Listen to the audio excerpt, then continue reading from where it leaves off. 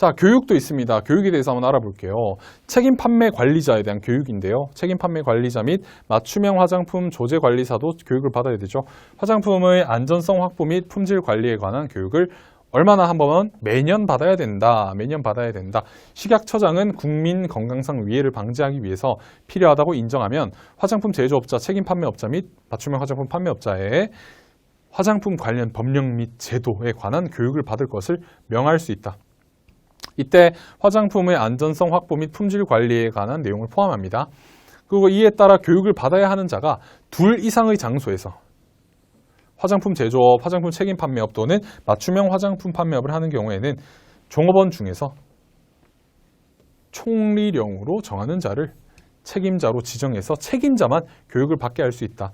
그래서 1부터 3까지 규정에 따른 교육의 실시 기관, 교육 내용, 교육 대상 및 교육비 등에 관하여 필요한 사항은 이것도 총리령으로 정합니다. 그래서 화장품 교육 실시 기관은 어디가 있느냐, 이것도 시험에 나올 수 있습니다. 사단법인 대한화장품협회, 한국의약품수출입협회, 대한화장품산업연구원, 한국보건산업진흥원, 여기서 화장품 교육이 실시된다고 알고 계시는 것이 좋을 것 같습니다. 자, 감시 같은 경우 알아볼 수 있도록 하겠습니다. 감시는 정기적으로 감시하는 정기감시, 그리고 수시로 감시하는 수시감시, 그리고 기획해서 감시하는 기획감시, 그리고 품질에 대한 수거하는 감시, 품질감시, 수거감시라도 불리기도 합니다. 자, 정기감시 같은 경우에는 연 1회 화장품 제조업자, 화장품 책임 판매업자에 대한 정기적인 지도 점검입니다. 그래서 각 지방청별로 자체 계획에 따라 수립을 하고 수행을 하고요. 조직, 시설, 제조 품질 관리, 표시 기재 등 화장품 법령에 대한 전반적으로 정기 감시를 합니다. 이것도 연 1회 실시를 한다고 생각하시면 될 것 같아요. 수시 감시는 연중 무휴. 자, 고발, 진정, 제보 등으로 제기된 위법 사항에 대해서 점검을 합니다.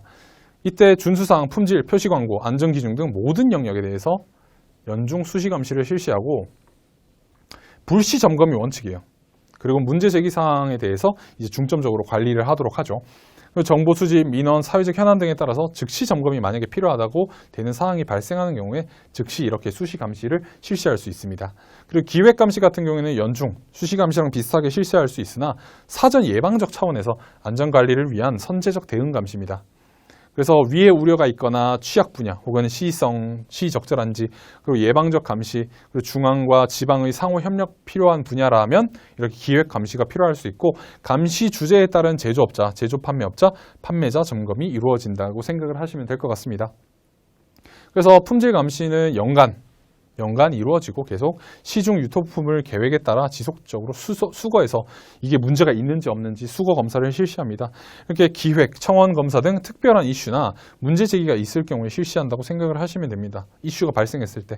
그리고 그 수거품에 대한 이제 유통 화장품 안전 관리 기준의 적합 여부를 확인하게 되는 것을 바로 이 수거에서 품질을 감시한다 해서 품질 감시라고 생각을 해주시면 됩니다.